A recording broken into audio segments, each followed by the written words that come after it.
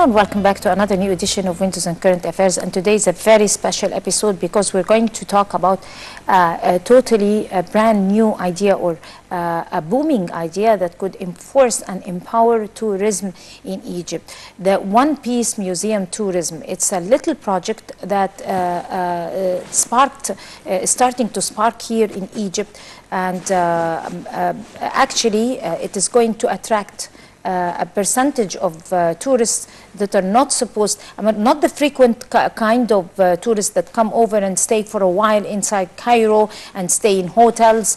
It's a totally different type of tourism that is going to be coming directly to see that particular museum and coming to see that particular artifact or monument. Of course, we're going to be delving into the detail in this episode, and of course, nobody better to talk to us about this brilliant idea because it is his idea, but Dr. Bassam Shammaa, of course, the historian and Egyptologist. Good evening, Dr. Shammaa. Of course, it's an idea that sparked to you, and you thought of implementing it or taking it all over Egypt. First of all, let's have or get a definition of the idea. What's a one-piece museum? Well, first of all, thank you for having me on Nile TV International.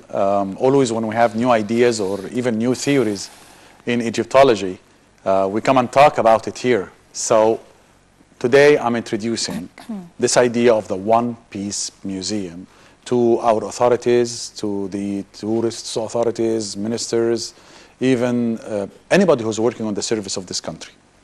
One-piece museum is a very simple idea. It's not going to cost a lot. It's not going to even cost people to work on it a lot, but it will benefit many people around it. So let's define what's a one-piece museum.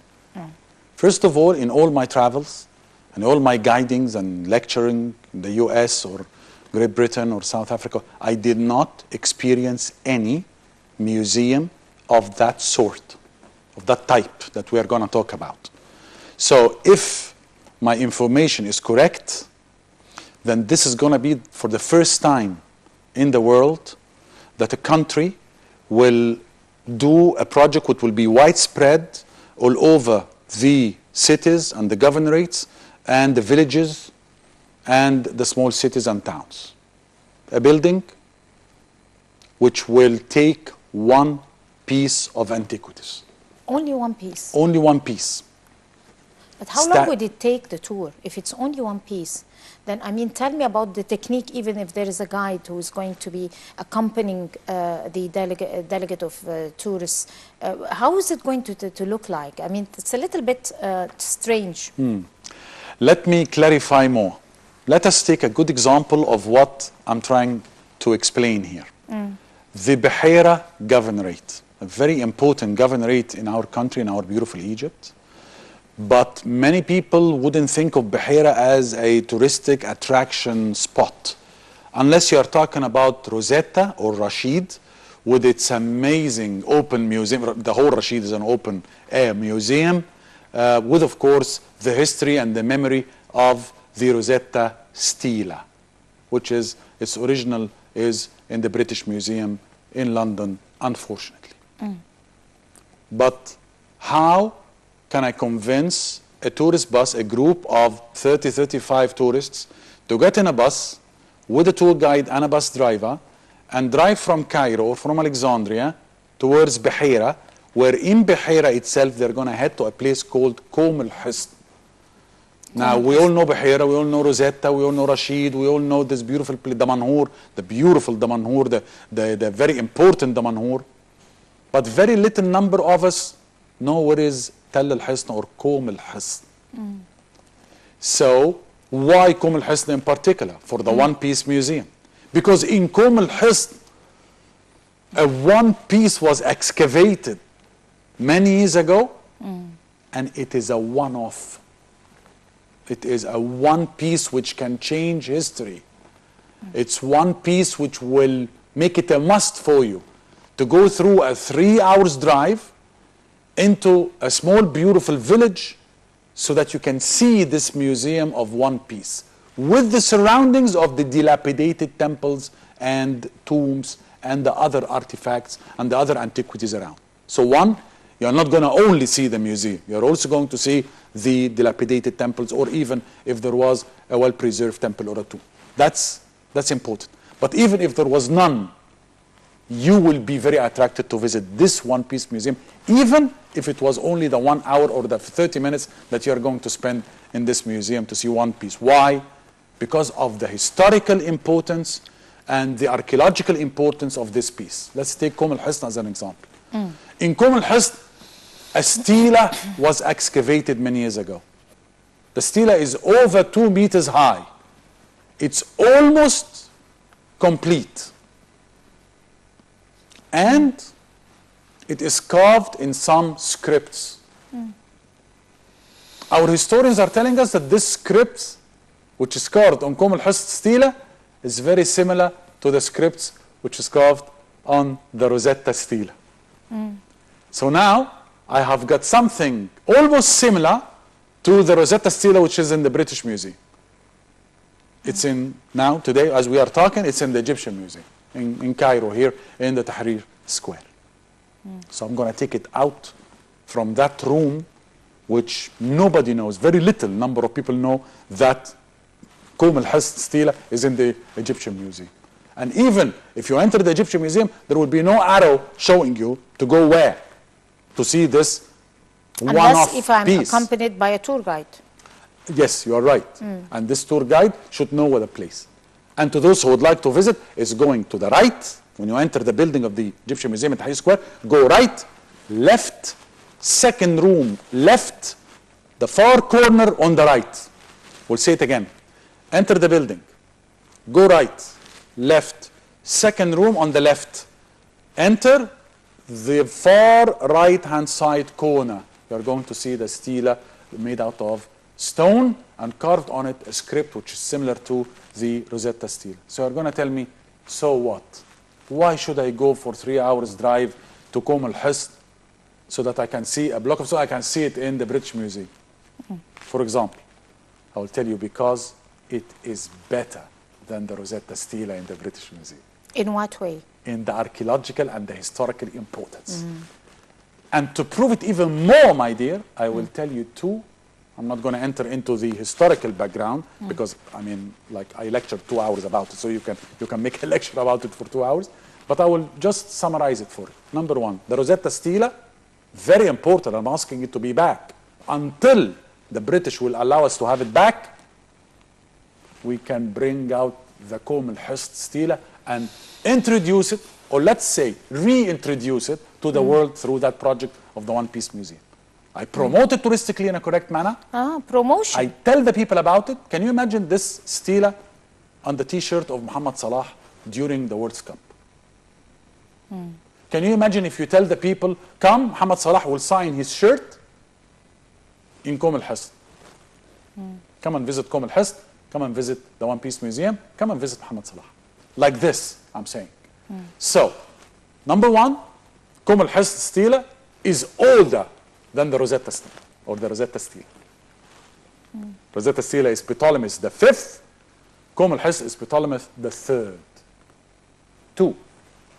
The Rosetta stela is destroyed in some parts of it, as you already can see today. The Qom al-Hisn is almost complete.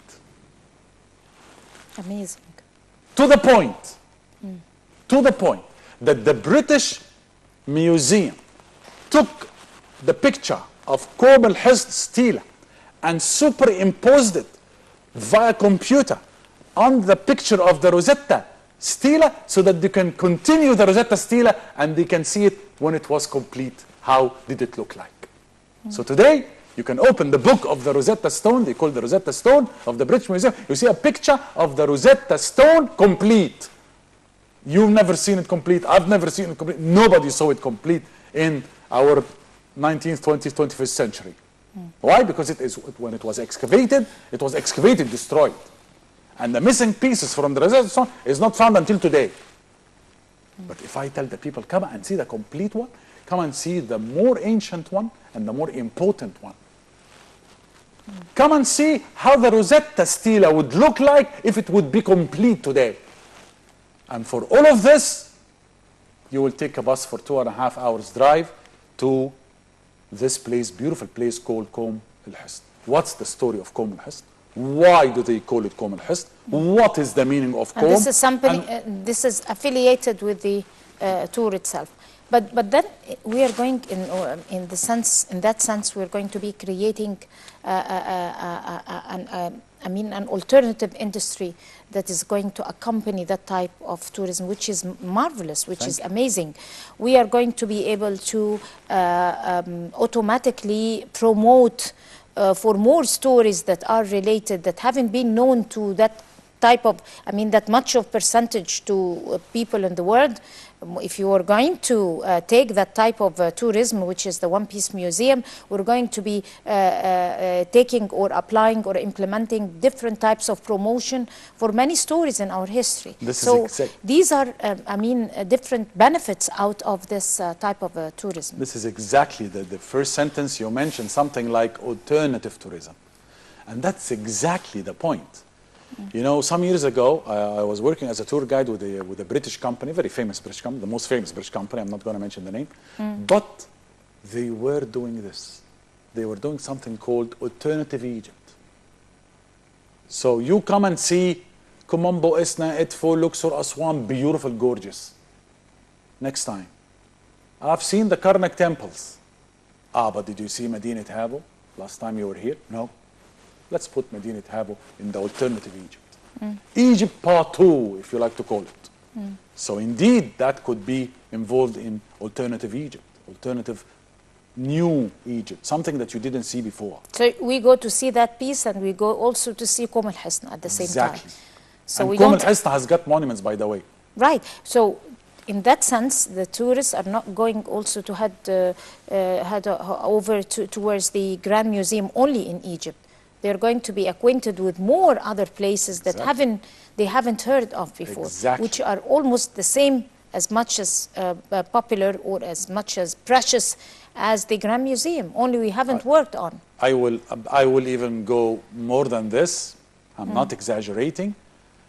I can point for you to now, as we speak, 10 pieces of artifacts that can easily be more important than the golden mosque of Tutankhamun. And I'm saying here, more important historically, because I'm going to know that this is going to be controversial. Shammaa is saying the golden mosque is the best worked piece in the history of mankind. Until today, no culture produced that amazing gold work on the mosque. I'm not talking about the beauty. I'm not talking about the craftsmanship. I'm not talking about the people who invented this idea. No. This is another lecture. I'm talking about the historical importance. And for me, the historical importance between the stela of Qom al-Hisn, for example, and a dilapidated pyramid, let us say, both are amazingly important, but I would go, Qom al-Hisn is more important historically. Because Qom al-Hisn told me information about my history and about this time of Egypt, which I didn't know about before. So, for example, so this is Qom al-Hisn, al-Bihira. I tell you, I used to give lectures in Damanhur. There is a hotel there. Okay, it needs a little bit of work. But from the window, you will see one of the best romantic, green, land, pastures of agriculture, beautiful waterway, if you like to call it. You want to call it canal, you can call it. You want to call it corniche, you can call it. And then the sky on the background with the beautiful turquoise kind of color. Oh my God, this is a beautiful view. And I'm going, we are in Damanhur. How come? I came down, talked to the people. I'm saying, how come? How come a view like this, if it was anywhere in the world? I queued in London in the cold weather. I paid a ticket to go and enter a museum to see the stick of Charlie Chaplin. It's a similar idea. It's a huge museum. It includes things about movies. But the more important or the most important piece is going to be the stick.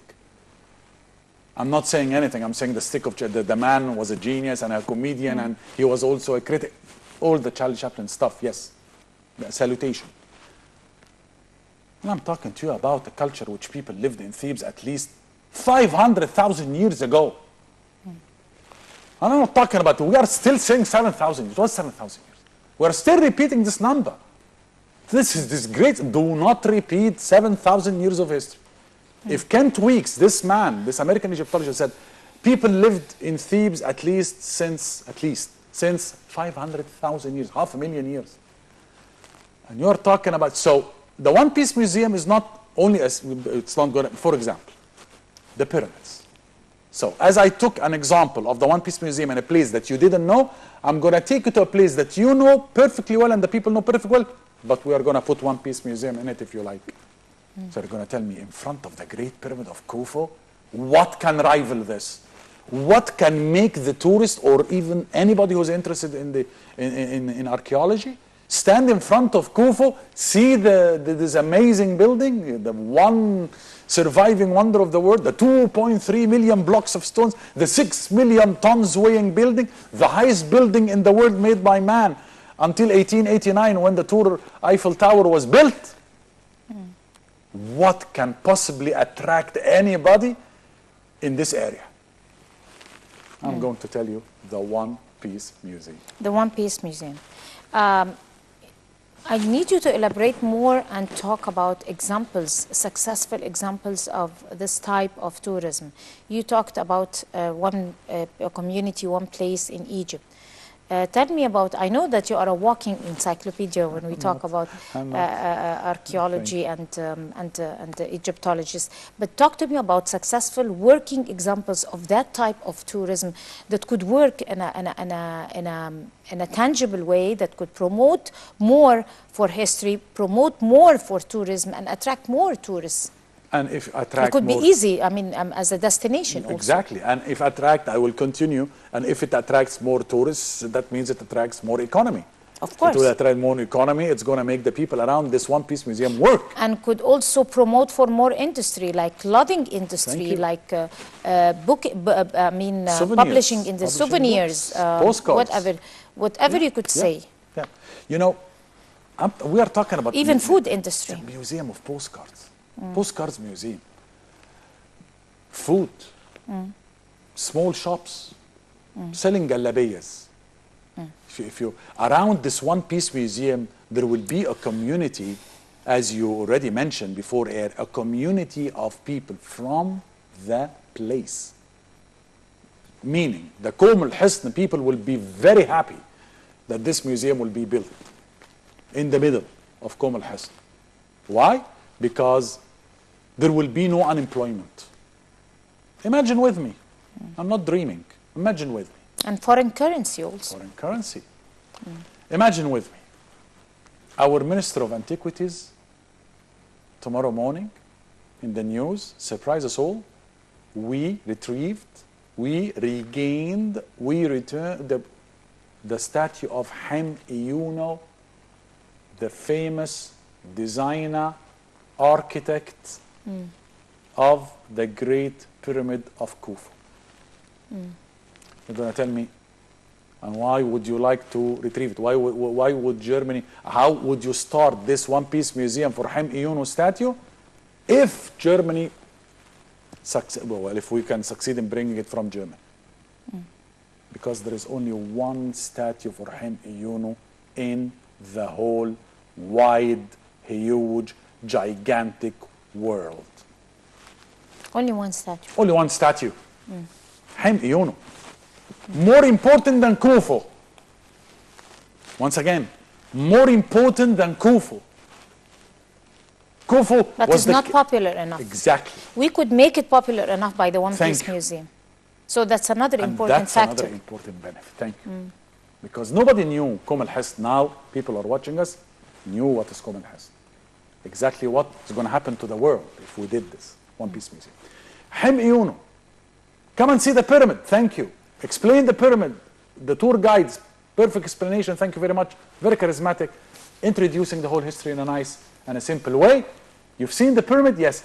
You've seen the genius of the building? Yes. Would you like to meet the person who designed it all? This man who would like all, including myself at the top of the list, to jump inside his head and think, what were you thinking? This Ham-Iyunu, this is a human, an Egyptian man, 4,500 years ago, sat and thought to himself like that, I'm going to put 2.3 million blocks of stones in one building. Hello? And with his workers, paid workers, he achieved. So, the link between Ham-Iyunu's museum, the One Piece Museum, and the Great Pyramid of the King, that will be a perfect combination of history, engineering, tourism. You finish the visit, thank you. Go and buy a statuette of Ham-Iyunu. Go and buy a T-shirt with Ham-Iyunu on it. This is or the man take who the did costumes that are being taken, that were being worn during the time of Ham-Iyunu. I mean, there are many other industries that could be associated with this particular type of tourism. Let's go to the costing.